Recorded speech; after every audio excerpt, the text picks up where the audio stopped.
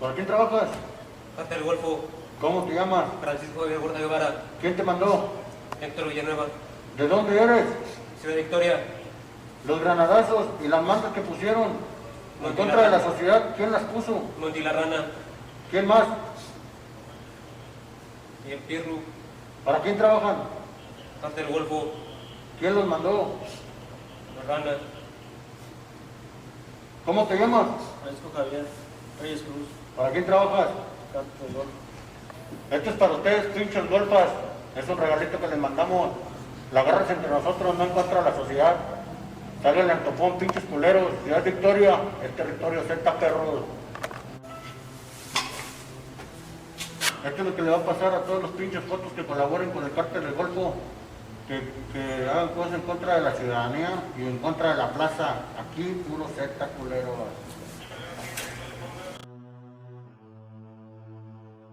¿Cómo es que el narcotráfico se ha vuelto tan poderoso en México? ¿Cómo es que llegamos a este nivel de violencia y de inestabilidad social? Vamos a tratar de entender cómo se llegó a este punto tan sanguinario en la historia de nuestro país, así como saber quiénes son sus principales impulsores dentro y fuera de nuestras fronteras, y si es posible una solución a este mal que nos tiene contra las cuerdas desde hace varias décadas. Se sabe que desde mediados del siglo XX comienza el tráfico de drogas desde nuestro país hacia Estados Unidos, pero es en la década de los 70 donde los cárteles empiezan a tomar cada vez más poder.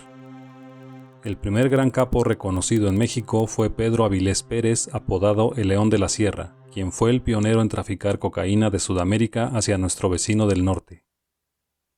Pero Avilés fue asesinado en 1978, dejando el cargo a sus segundos de a bordo, que eran en ese tiempo Miguel Ángel Félix Gallardo, Ernesto Fonseca Carrillo, alias Don Neto, Manuel Salcido Usueta, alias El Cochiloco, Juan José Quintero Payán, Pablo Acosta Villarreal y Juan José Esparragosa Moreno, alias El Azul.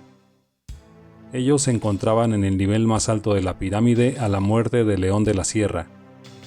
En un escalón menor estaban Amado Carrillo Fuentes, Rafael Caro Quintero e Ismael Zambada García, alias El Mayo.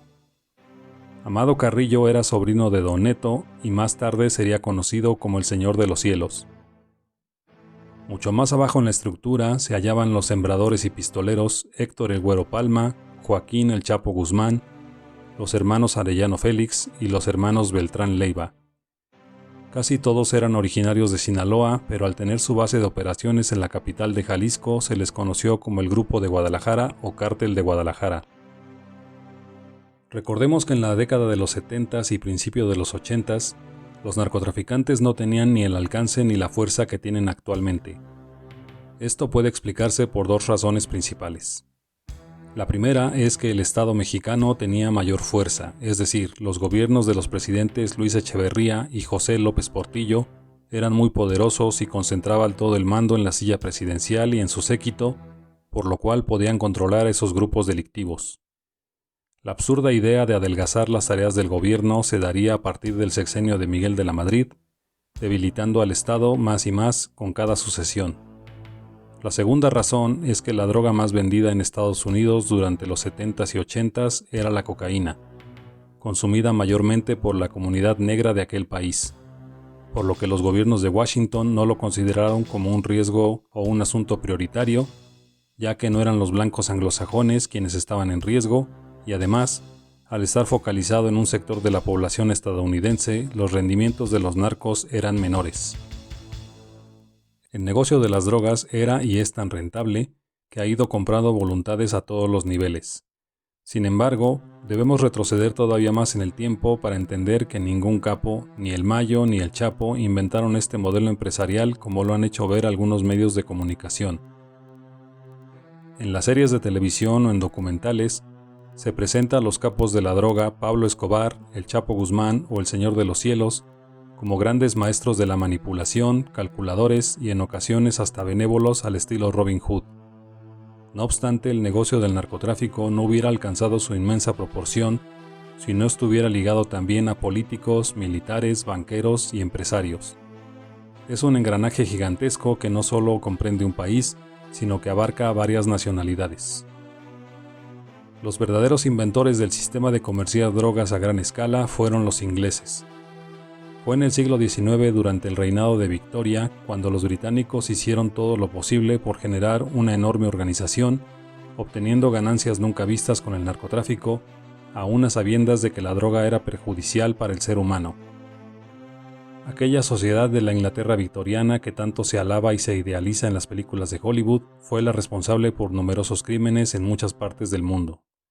Quienes pagaron las consecuencias en ese entonces fueron los chinos, ya que hace más de 150 años, China no era la superpotencia que es hoy en día.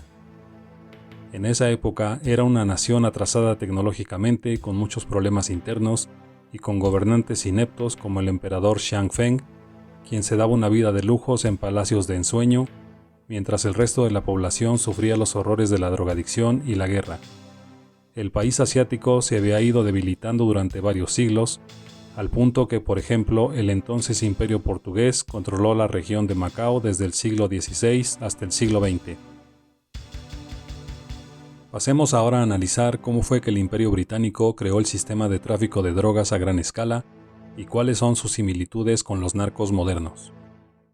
En el siglo XIX, la droga que eligieron los ingleses para traficar fue el opio, una sustancia altamente adictiva de donde aún hoy en día se obtiene la heroína, que es igualmente letal. Los efectos adversos del opio para la salud ya eran plenamente conocidos desde hacía varios siglos, teniendo resultados devastadores similares a los que sufren los adictos de la actualidad. Debido a ello, estaba prohibida su venta en China. Sin embargo, el Imperio Británico tenía otros planes, y emergiendo como una de las grandes superpotencias después del año 1816, cuando vencieron a Napoleón Bonaparte, aprovecharon la supremacía que tenían para obligar a los chinos a legalizar el comercio de la droga. Con el paso de los años, los ingleses diseñaron una cadena de suministro de la siguiente manera. Usaban a los indios, su más reciente adquisición, para sembrar el opio en territorio de la India, y posteriormente lo transportaban y vendían en China. Aquí ya podemos encontrar semejanzas con el narcotráfico moderno. Actualmente se sigue traficando opio en su forma de heroína, como lo vimos anteriormente, y además se agregaron al catálogo otros estupefacientes como la cocaína, la marihuana, las metanfetaminas y el fentanilo. Por otra parte, también hay una cadena de suministro bien definida para los narcos de hoy. La cocaína, por ejemplo, se siembra y se produce en Colombia, de ahí pasa a Panamá, luego a México, para finalmente llegar a su destino, que es el país de las barras y las estrellas. La heroína y las metanfetaminas se producen en México y pasan directamente hacia Estados Unidos.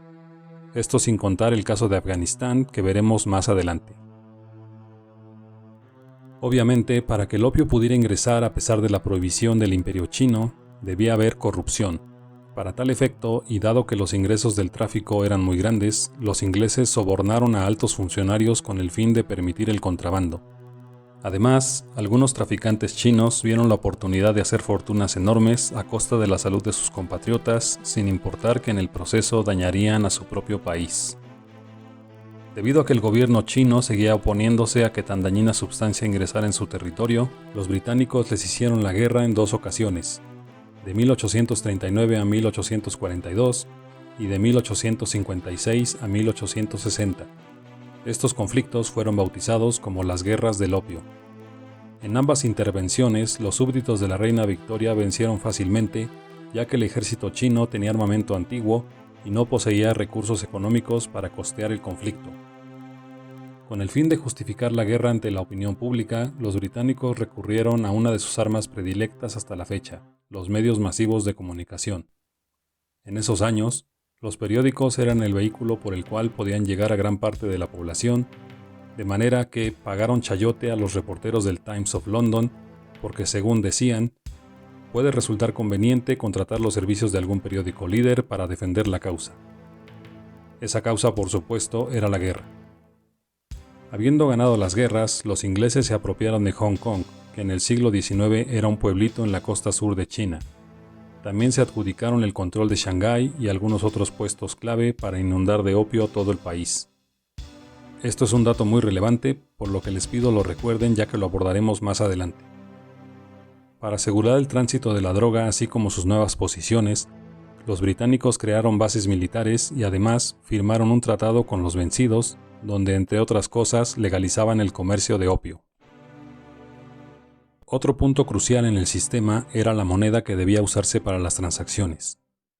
Cada país tenía su divisa y los traficantes al interior de China se negaban a comerciar en libras esterlinas, ya que solo servían en Inglaterra, por lo que recurrieron a la moneda internacional de aquel momento, que era el real de A8, también llamado peso o dólar español, una divisa de plata que el Imperio Español había impuesto para el comercio en muchas partes del mundo desde el siglo XVI, incluyendo Asia. De hecho, el real de A8 fue la moneda en la que se basó Estados Unidos para conformar el dólar estadounidense.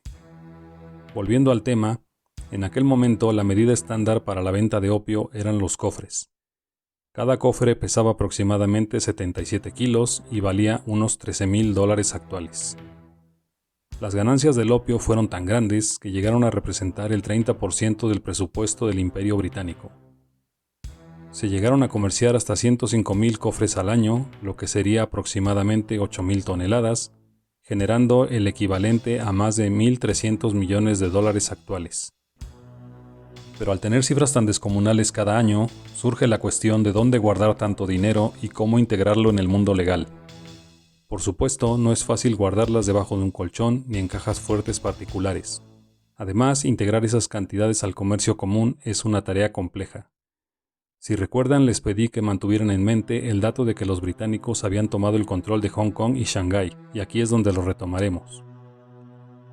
Con el objetivo de administrar los gigantescos dividendos del opio, en 1865 los ingleses crearon la Hong Kong and Shanghai Banking Corporation, que por sus siglas se conoce como HSBC, un banco que hasta la fecha ha sido acusado de manejar dinero de las drogas. Aquí debemos hacer el último corte para analizar el paralelismo con el comercio de drogas actual. Al igual que hace más de 150 años, los cárteles han elegido una moneda común para todas las transacciones. Esa moneda común es el dólar estadounidense. Para permitir el paso de los estupefacientes dentro de los países así como entre ellos, se sigue sobornando a altos funcionarios de todas las naciones involucradas, incluido Estados Unidos. Según la agencia antinarcóticos estadounidense, la DEA, el negocio de las drogas supera los $10,000 millones al año. Otros estudios afirman que la cifra es mucho mayor. En cualquier caso, se trata de un gran negocio que implica los mismos inconvenientes que superaron los ingleses. Como ya vimos, el HSBC nació del negocio de las drogas y sigue siendo acusado de recibir dinero ilegal, pero no es el único banco que ha sido acusado de ello. Entre los más conocidos están los bancos gringos JP Morgan Chase, Wells Fargo y el alemán Deutsche Bank. Con relación a las bases militares y presencia de tropas, ya observamos que los británicos tenían soldados en India, que es donde se producía el opio, y en China para asegurar el paso y venta del mismo, es decir, tenían el control militar de toda la cadena de suministro. No obstante, en la cadena de suministro del presente, ni México, ni Colombia, ni Panamá tienen el control militar más allá de sus fronteras. Tampoco Afganistán, que misteriosamente desde hace algunos años ha crecido como exportador de heroína. El único país en la cadena que tiene soldados tanto en Colombia como en Panamá y Afganistán es Estados Unidos. En México no tiene militares, pero quizá por la cercanía no sea necesario o tal vez use algún cártel como brazo armado. Entonces, ¿será posible que el país de las barras y las estrellas posea el control del narcotráfico, aun cuando está literalmente envenenando a su propia población? Tengamos en cuenta que los ingleses por lo menos tuvieron la gentileza de intoxicar a otros y no a sus connacionales. Entre los narcos hay un dicho: los gringos te hacen y los gringos te deshacen. Eso parece confirmar que los estadounidenses son quienes ostentan el mando de esta actividad criminal. Pero de ser así, ¿qué papel juega el gobierno de la Casa Blanca? En México hay muchas evidencias que indican que los presidentes Fox, Calderón y Peña Nieto estuvieron involucrados en el tráfico de drogas. Pero en el caso de nuestro vecino del norte, ¿qué tan profundo llegará este entramado? Hasta la fecha no se ha implicado a ningún presidente gringo ni a ningún secretario de Estado de esa nación. La drogadicción es un problema terrible para quienes lo padecen, para sus familiares y amigos. El punto más alto del tráfico de opio en China fue en el siglo XX y se estima que cerca de 40 millones de personas eran adictas, lo que significaba en aquel tiempo el 10% de la población del gigante asiático. En Estados Unidos, según un estudio del 2018, 31 millones de personas sufrían de alguna adicción sin contar el alcohol y el tabaco. Para terminar, podemos preguntarnos si es posible acabar con el narcotráfico si los gringos siguen consumiendo y si se puede controlar a los cárteles para que se disminuyan las matanzas en nuestro país. En el caso de China, probaron varias alternativas desde la llamada cero tolerancia, confiscaciones masivas, la legalización y los castigos ejemplares, pero ninguna tuvo efecto.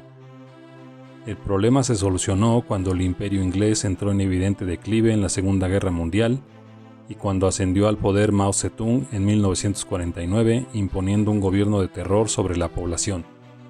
Estamos hablando de que pasaron casi 100 años desde 1860 con la derrota de los chinos hasta 1949 con la llegada de Mao. ¿Qué podemos esperar entonces nosotros si, como lo vimos, el tráfico comenzó su poder en 1970, que el problema se arregle hasta el 2060 o 2070? Lo único que podemos ver en este momento es que Estados Unidos es un imperio en decadencia, pero cuánto falta para que termine de caer es una pregunta sin respuesta. Muchas gracias por escucharme, hasta luego.